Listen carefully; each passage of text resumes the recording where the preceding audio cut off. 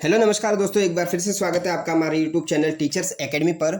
इस वीडियो में हम बात करने वाले हैं शैक्षिक परिदृश्य के बारे में। जो भी अभी तृतीय श्रेणी अध्यापक की मेंस एग्जाम की तैयारी कर रहे हैं उनके लिए एक मुख्य सब्जेक्ट होता है शैक्षिक परिदृश्य, जहां से हमें 7 से 8 क्वेश्चन एवरेज देखने को मिलते हैं। तो इस वीडियो में हम बात करने वाले हैं शैक्षिक परिदृश्य से रिलेटेड, जो कि एमसीक्यू और पीवाईक्यू फॉर्मेट में होने वाला है। एमसीक्यू और पीवाईक्यू के साथ साथ हम हर प्रश्न में उनके कंसेप्ट और थ्योरी को भी समझेंगे। कंसेप्ट और थ्योरी के साथ साथ अगर पीवाईक्यू करते हो तो आपको कोई भी टॉपिक बड़ी आसानी से बिल्कुल सही परफेक्ट तरीके से समझ आ जाता है कि किस प्रकार से आने वाली भर्तियों में किस प्रकार से प्रश्न पूछा जाएगा। चलिए क्वेश्चन की तरफ बढ़ते हैं। सबसे फर्स्ट वाला क्वेश्चन है, हमें देखने को मिलता है किस स्तर पर स्कूल शिक्षा से संबंधित शैक्षिक नीतियों का निर्माण निर्धारण किया जाता है।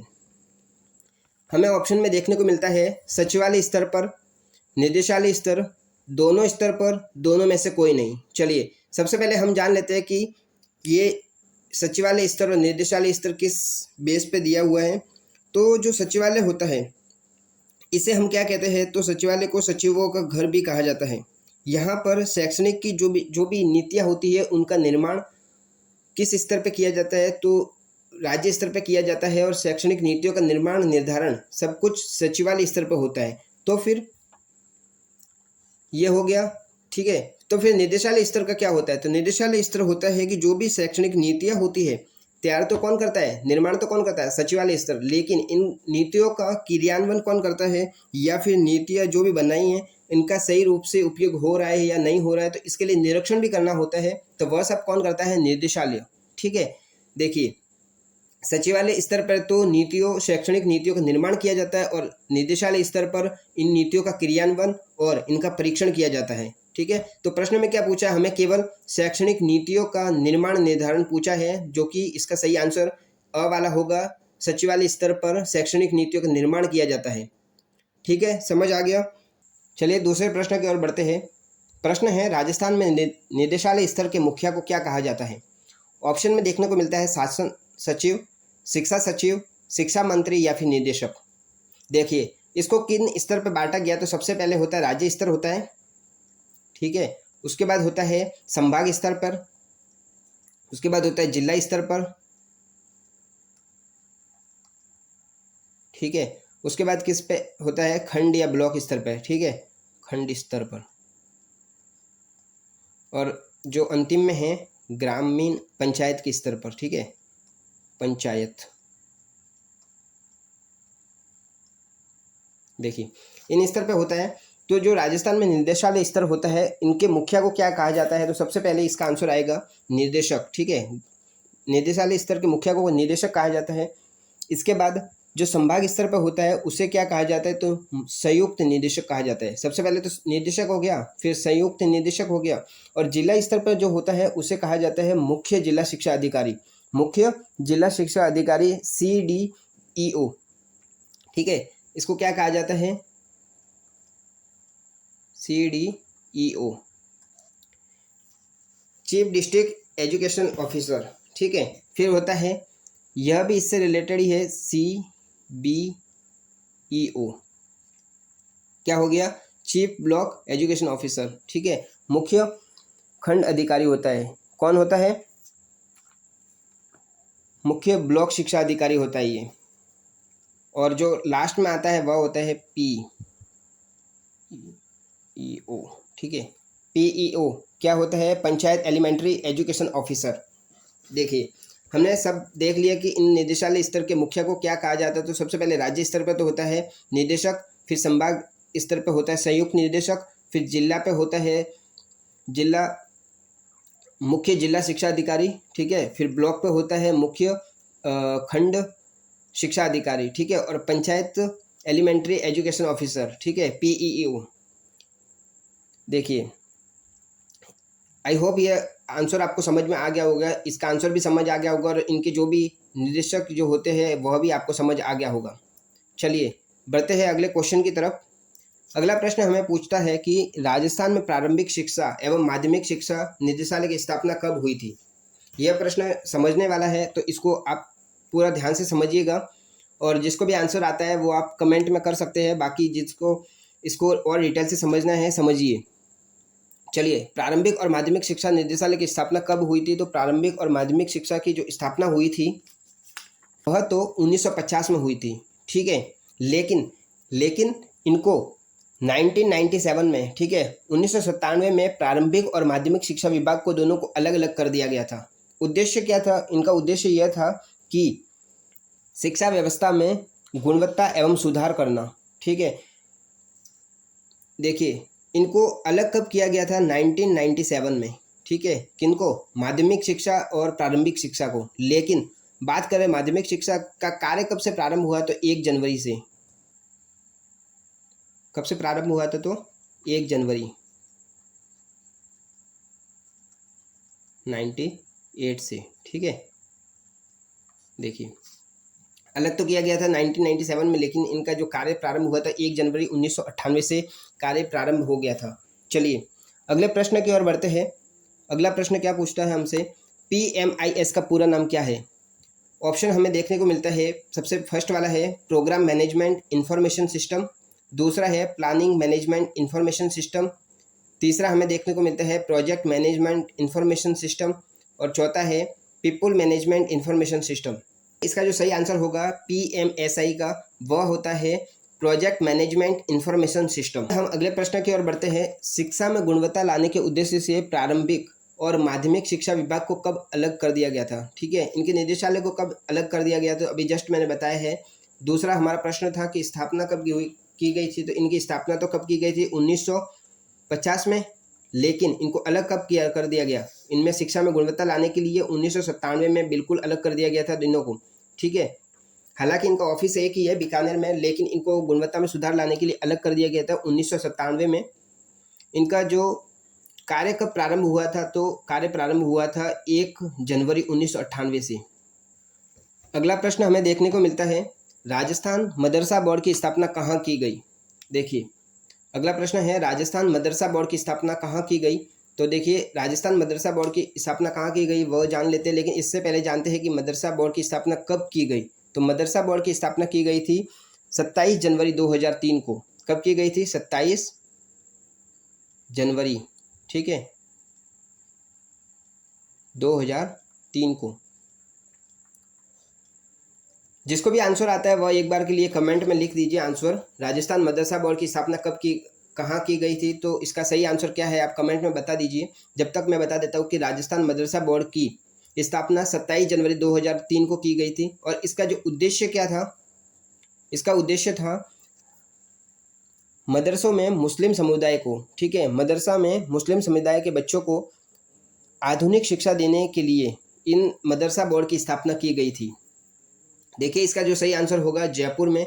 मदरसा बोर्ड की स्थापना 27 जनवरी 2003 को कहाँ की गई थी? जयपुर में, ठीक है। देखिए, अगला प्रश्न हमें पूछता है कौन सी संस्था 8वीं बोर्ड की परीक्षा की नोडल एजेंसी के रूप में कार्य करवाती है? ठीक है, कौन सी आपके जो 8वीं बोर्ड की एग्जाम्स होते हैं वो किन के द्वारा होते हैं? ऑप्शन देखने को मिलता है राजस्थान माध्यमिक शिक्षा बोर्ड अजमेर, दूसरा है पंजीकरण शिक्षा विभाग परीक्षा बीकानेर, तीसरा है जिला शिक्षा एवं प्रशिक्षण संस्थान, और द ऑप्शन मिलता है हमें राजस्थान शिक्षा कर्मी बोर्ड जयपुर में। देखिए, पहले हम समझ लेते हैं कि जो इसकी एजेंसी है, जो इसके नोडल एजेंसी है वह कौन सी है। यह वही एजेंसी है जो आपकी DLED की एग्ज़ाम करवाती है। BSTC की जो DLED के एग्ज़ाम होते हैं फर्स्ट ईयर और सेकेंड ईयर, आपको याद आ गया तो आप कमेंट कर दीजिए। DLED के जो एग्ज़ाम करवाते हैं वही 8वीं बोर्ड के भी एग्ज़ाम्स करवाते हैं, और वही संस्थान है जो 5वीं बोर्ड के भी एग्ज़ाम्स आपके करवाते हैं। आंसर क्या है इसका? DLED की एग्ज़ाम्स कौन करवाता है? तो पंजीकरण शिक्षा विभाग बीकानेर द्वारा आयोजित किया जाता है। जो आपकी 5वीं और 8वीं क्लास की जो एग्ज़ाम्स करवाते हैं वही आपके DLED की एग्ज़ाम्स भी करवाते हैं। इनका कार्य क्या होता है? तो परीक्षाओं का आयोजन करवाना भी होता है, परीक्षाओं की जो भी मूल्यांकन होता है वह भी इनका ही कार्य होता है, और परिणाम ज्ञात करना भी पंजीकरण शिक्षा विभाग बीकानेर का ही कार्य होता है। लेकिन आप ध्यान रखना, जो DLED होता है इनकी जो कार्य और रूपरेखा और इनका जो पाठ्यक्रम तैयार करना होता है वह किनके द्वारा होता है? तो RSCERT उदयपुर के द्वारा इनका पाठ्यक्रम तैयार किया जाता है, इनका रूपरेखा तैयार की जाती है। आई होप आपको समझ आ गया होगा। निदेशालय शिक्षा बीकानेर के नोडल एजेंसी के रूप में 8वीं और 5वीं बोर्ड की एग्ज़ाम्स करवाए जाते हैं, और दूसरा है DLED के एग्ज़ाम्स, उनका परिणाम, उनकी जो परिणाम ज्ञात करना, और इसके अलावा इनका मूल्यांकन करना, सब कुछ कार्य किसका होता है? पंजीकरण शिक्षा विभाग बीकानेर का। याद रखिएगा, आप 5वीं के अलावा, 5वीं और 8वीं के अलावा जो 10वीं और 12वीं की एग्जाम्स है वह अजमेर के द्वारा आयोजित किया जाता है। अगला प्रश्न हमें देखने को मिलता है कि निम्न में से कौन सी संस्थान सम्मिलित नहीं है। ठीक है, यहाँ पे कुछ संस्थान दे रखी है और वह कहाँ पे स्थित है, वो जगह दे रखी है, तो कौन से सम्मिलित नहीं है? राजस्थान माध्यमिक शिक्षा बोर्ड अजमेर में, शार्दुल स्पोर्ट्स स्कूल जोधपुर में, राजस्थान माध्यमिक शिक्षा परिषद जयपुर में और बालिका शिक्षा फाउंडेशन जयपुर में। सही इसका आंसर क्या होगा? आप सभी कमेंट में बताइए, तब तक मैं बताता हूँ बालिका शिक्षा फाउंडेशन की स्थापना कब की गई थी। देखिए, बालिका शिक्षा जो फाउंडेशन है इसकी स्थापना कब की गई थी? तो 30 मार्च 1995 को की गई थी। और ध्यान रखिएगा, इसका जो उद्देश्य क्या था? तो इसका उद्देश्य यह था कि बालिकाओं का शिक्षा में बढ़ावा देना, 100% का नामांकन में बढ़ावा देना और प्रतिभावान जो भी बालिकाएं होती है उनको उच्च स्तर की और उच्च तकनीक के साथ शिक्षा के लिए आर्थिक सहायता प्रदान करना, ये सारा जो इनका उद्देश्य था बालिका शिक्षा फाउंडेशन का। इसकी स्थापना कब की गई थी? तो 30 मार्च 1995 को की गई थी। देखिए, इसका जो सही आंसर होगा शार्दुल स्पोर्ट्स स्कूल। देखिए, शार्दुल स्पोर्ट्स स्कूल है वह तो है बीकानेर में। ठीक है, कहाँ पर है शार्दुल स्पोर्ट्स स्कूल? कहाँ पे है? बीकानेर में। तो जोधपुर में क्या है? जोधपुर में है राजस्थान की जो राज्य की शारीरिक शिक्षा है ना, वह कहाँ पर है? जोधपुर में। राजस्थान राज्य की शिक्षा जो महाविद्यालय है जो कहाँ स्थित है? जोधपुर में। चलिए अगले प्रश्न की ओर बढ़ते हैं। देखिए, अगला प्रश्न हमें देखने को मिलता है कि राजस्थान में शिक्षा संभाग कितने हैं? अ ऑप्शन में देखने को मिलता है 7, ब में 5, स में 9 और द में 11। ठीक है, तो इसका सही आंसर तो आप लगभग सभी को पता होगा कि इसका सही आंसर 9 है। ठीक है, राजस्थान में शिक्षा संभाग कितने हैं? 9। लेकिन जानना यह जरूरी है कि अगर प्रश्न में आ जाए कि शिक्षा संभाग कहाँ पर स्थित नहीं है, तो आपको ध्यान में रखना है कि कौन कौन से जिले में शिक्षा संभाग स्थित है। देखिए, राजस्थान में शिक्षा संभाग कहाँ कहाँ स्थित है, 9 कौन कौन से जिले में स्थित है? तो देखिए, सबसे पहले है उदयपुर में, इसके बाद जयपुर में, कोटा में। ये क्रम से नहीं है, मैं जस्ट बता रहा हूँ कि यहाँ यहाँ स्थित है। अगर प्रश्न में आ जाए कि शिक्षा संभाग कहाँ स्थित नहीं है, तो आपको ध्यान में रखना है कि कहाँ कहाँ स्थित है। नहीं वाला तो आप कर दोगे, लेकिन कहाँ कहाँ स्थित है आप ध्यान रखिएगा। तो उदयपुर में है, जयपुर में है, कोटा में है। इसके अलावा जोधपुर में है, भरतपुर में है, बीकानेर में है, अजमेर में है। ठीक है, कितने हो गए? 1 2 3 4 5 6 7। ठीक है, और 2 कहाँ का स्थित है? तो चूरू और पाली में। 3 4 5 6 7 8 9। ठीक है, 9 के 9 संभाग हमने लिख दिए हैं। उदयपुर हो गया, जयपुर हो गया, कोटा, जोधपुर, बीकानेर। ये वाला भरतपुर है। ठीक है, एक तो है बीकानेर का और ये भरतपुर है। ठीक है, इसके बाद हो गया अजमेर, फिर हो गया चूरू और ये हो गया पाली। 9 के 9 संभाग बता दिए हैं। प्रश्न अगर आ जाए कि शिक्षा संभाग कहाँ नहीं है, तो आपको ध्यान रखना है ये 9 के अलावा अगर कोई जिला पूछा जाए तो वहाँ पर शिक्षा संभाग नहीं है। राजस्थान में एकीकृत स्कूल संकुल के अंतर्गत किस प्रकार के विद्यालय सम्मिलित है? कक्षा 1 से 12 तक के समस्त विद्यालय, कक्षा 6 से 12 तक के विद्यालय, कक्षा 9 से 12 तक के विद्यालय, या फिर ऑप्शन द मिलता है हमें पूर्व प्राथमिक से 12 तक के समस्त विद्यालय। जिसको भी आंसर आता है कमेंट कर दीजिए। मैं बताता हूँ आपको कि एकीकृत स्कूल संकुल की स्थापना कब की गई थी। तो एकीकृत स्कूल संकुल की स्थापना 8 अगस्त 2018 को की गई थी। ठीक है, एकीकृत स्कूल संकुल की स्थापना कब की गई थी? तो 8 अगस्त 2018 को की गई थी। यह इसका आंसर सही द होगा। पूर्व प्राथमिक से 12वीं तक के समस्त विद्यालय के लिए यह इसमें विद्यालय सम्मिलित है। चलिए अगले प्रश्न की ओर बढ़ते हैं। लेकिन आप ध्यान रखना, जो भी हमने अभी जो स्कूल संकुल के अंदर जो भी अभी देखे थे हमने कि जो राज्य स्तर पे, संभाग स्तर पर, जिला स्तर पर जो भी इसके मुख्य जो अधिकारी होते हैं इनका नाम भी हमने देख लिया था आगे वाले वीडियो में। और इस वीडियो में भी मैंने अभी जस्ट आगे वाली स्लाइड में भी कवर किया था। 2 बार ये पॉइंट कवर कर दिया है, तो आपको अच्छे से समझ आना चाहिए और याद भी हो जाना चाहिए अभी तक। तो इसके बारे में प्रश्न बहुत देखने को मिलते हैं और पिछले पीवाई के क्वेश्चन में भी इसके 2 से 3 क्वेश्चन, मतलब कि अगर आप रीट सेकंड लेवल से है तो आपको 2 से 3 क्वेश्चन हर एग्जाम्स में देखने को मिलते हैं।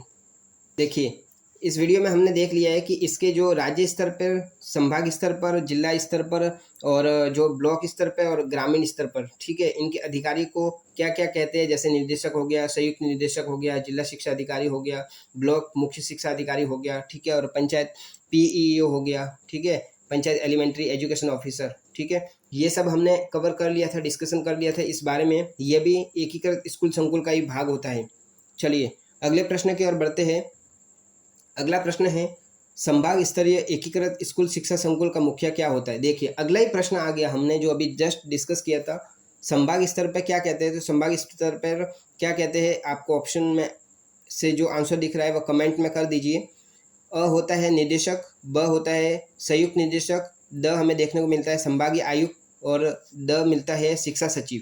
इसका सही आंसर क्या होगा, जो संभाग स्तर पर एकीकृत स्कूल शिक्षा संकुल का जो मुखिया होता है उसे क्या कहते हैं, संयुक्त निदेशक, ठीक है। और जो राज्य स्तर पर होता है उसे क्या कहते हैं, निर्देशक। चलिए अगले प्रश्न की ओर बढ़ते हैं। अगला प्रश्न है, हमें देखने को मिलता है शिक्षा मंत्रालय का नाम कब चेंज किया। शिक्षा मंत्रालय का नाम मानव संसाधन और विकास मंत्रालय कब किया गया था। 1883 में, 1886 में, या फिर 1985 या फिर 1889, ठीक है। इसका सही आंसर क्या होगा, 1883, 1886, 1885, 1985, ठीक है, या फिर 1889। तो इसका सही जो आंसर होगा 1985 में इसका नाम चेंज कर दिया गया था। शिक्षा मंत्रालय से इसका नाम क्या कर दिया गया था, मानव संसाधन विकास मंत्रालय, MHRD, ठीक है, यह नाम चेंज कर दिया गया था। चलिए अगला प्रश्न है, IASE, CTE एवं सभी जिलों के जो डाइट्स होते हैं को शैक्षणिक मार्गदर्शन एवं संबलन प्रदान करने हेतु राज्य की नोडल एजेंसी कौन सी है। देखिए राज्य की नोडल एजेंसी कौन सी है, तो RSCRT है, या फिर ब रमसा है, SSA है, या फिर RSBT है। इसका सही आंसर क्या होगा, RSCRT के द्वारा ही IASE और CTE और जिले की जितने भी डाइट्स है उनमें शैक्षणिक जो भी मार्गदर्शन होता है, ठीक है, मार्गदर्शन मतलब जो भी क्रियान्वयन होता है या फिर संबलन प्रदान किसके द्वारा होता है, तो RSCRT के लिए राज्य ने इसको नोडल एजेंसी के रूप में बनाया गया है। RSCRT जो कि कहाँ स्थित है, उदयपुर में। देखिए अगला प्रश्न की ओर बढ़ते हैं। अगला प्रश्न है, राजस्थान राज्य में शैक्षिक अनुसंधान एवं प्रशिक्षण परिषद जो कि RSCRT है, कहाँ पर स्थित है, उदयपुर में, का अध्यक्ष कौन होता है। पहला ऑप्शन हमें देखने को मिलता है निदेशक, अतिरिक्त सचिव, उप निदेशक, या फिर संयुक्त निदेशक। देखिए RSCRT है वह तो राज्य स्तर की नोडल एजेंसी और राज्य स्तर पर होता है तो उसके जो मुखिया होता है उसे हम निदेशक कहते हैं। अगर संभाग स्तर पर होती तो उसे क्या कहते हैं, संयुक्त निदेशक। और वही अगर जिला स्तर पर होती तो उसे क्या कहते हैं, मुख्य जिला शिक्षा अधिकारी, ठीक है। तो देखिए यहाँ पे उदयपुर की बात हो रही है तो इसके जो अध्यक्ष होता है उसे निर्देशक कहते हैं। चलिए इसके बाद अगले प्रश्न की ओर बढ़ते हैं। अगला प्रश्न है, देखिए अगला प्रश्न है, BSER को अजमेर में कब स्थानांतरित किया गया। जिसको भी इसका आंसर आता है वो आप कमेंट में बता दीजिए। तब तक मैं BSER को थोड़ा सा एक्सप्लेन से समझा देता हूँ कि इसकी स्थापना पहले कहाँ की गई थी, इसकी किस आयोग की सिफारिश पर स्थापना की गई है और इसका जो भी मुख्य कार्य क्या क्या होते हैं तो वह मैं आपको समझा देता हूँ। तब तक आप बताइए कि BSER को अजमेर में कब स्थानांतरित किया गया था। देखिए BSER है, इसको P सत्यनारायण जो राव समिति थी इसके अनुशंसा पर या फिर इनके आयोग की अध्यक्षता में इनको 1 अगस्त को 1957 को, ठीक है, मंजूरी तो दे दी गई थी, लेकिन इसकी स्थापना कब की गई थी, तो इसकी स्थापना की गई थी 4 दिसंबर को, 4 दिसंबर 1957 को ही, ठीक है। इसकी स्थापना कहाँ की गई थी, जयपुर में, ठीक है, जयपुर में इसकी स्थापना की गई थी। देखिए इसको जयपुर से अजमेर कब स्थानांतरित किया गया था वो तो अब हमें देखना ही है, लेकिन इसके बारे में अगले जो डाउट्स हमें देखने को मिलते हैं कि BSER इसका क्या कार्य होता है और इसकी रूपरेखा किस प्रकार से होती है, तो मैं आपको बता देता हूँ कि देखिए तो इसका जो BSER है इसका एक ध्येय वाक्य भी होता है, एक छोटी सी लाइन है, सिद्ध भवती कर्मजा, ठीक है। सिद्ध भवती कर्मजा मतलब होता है सफलता प्रयास से ही प्राप्त होती है, इनका एक ध्येय वाक्य है। हर जो भी जो संस्थाएं होती है उनकी छोटी छोटी टैगलाइन भी होती है या फिर उनके ध्येय वाक्य होते हैं। तो BSER के जो ध्येय वाक्य कौन सा है, सिद्ध भवति कर्मजा, सफलता जो मिलती है वह प्रयास से ही प्राप्त होती है। इनमें जो भी अध्यक्ष होते हैं, चाहे वो अध्यक्ष होते हैं, देखिए इनके चाहे अध्यक्ष होता है या फिर इनके जो भी सदस्य होते हैं, इनका कार्यकाल कितना होता है, तो इनके अध्यक्ष का और इनके जो सदस्य होते हैं उनका कार्यकाल कितना होता है, 3 वर्ष का।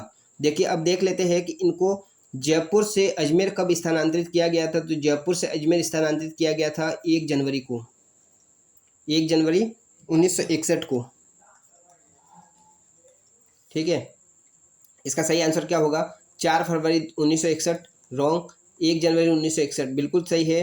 5 नवंबर 1988 को नहीं किया गया और 15 फरवरी 1962 को नहीं किया गया था। ठीक है, इसका कब स्थानांतरित किया गया था, अजमेर से जयपुर से अजमेर 1 जनवरी 1961 को। लेकिन याद रखना इसकी स्थापना कब हुई थी, तो 4 दिसंबर 1957 को, और इसको मंजूरी कब दी गई थी वह भी आपको ध्यान रखना है, 1 अगस्त 1957 को इसको मंजूरी दे दी गई थी। चलिए देखिए, अब आज की जो वीडियो है इसका जो अंतिम प्रश्न यही था, और यहाँ तक वीडियो आपने अगर देख ली है तो आपको बहुत बहुत धन्यवाद। आई होप आपको वीडियो समझ आ गई होगी और विथ एक्सप्लेनेशन हमने समझाया है, तो आपको जो भी डाउट्स होते हैं वह भी आपको समझ आ गए होंगे। अगर फिर भी आपको डाउट्स रहते हैं तो आप कमेंट सेक्शन में ज़रूर बता सकते हैं। और इसके अलावा अगर आपको जो डेली क्विज होती है या फिर डेली जो इससे रिलेटेड क्वेश्चंस या फिर जो भी क्वेरी होती है वो आप हमें टेलीग्राम पर भी पूछ सकते हैं। टेलीग्राम की लिंक और जो भी है वो हमने डिस्क्रिप्शन में दे रखी है, तो वहाँ से भी आप हमसे टेलीग्राम पे सीधे कनेक्ट हो सकते हैं। Thank you. वीडियो अच्छी लगी हो तो लाइक ज़रूर कीजिएगा और चैनल को सब्सक्राइब कर लीजिएगा अगर आप तृतीय श्रेणी मुख्य परीक्षा की तैयारी कर रहे हैं तो। चलिए, धन्यवाद।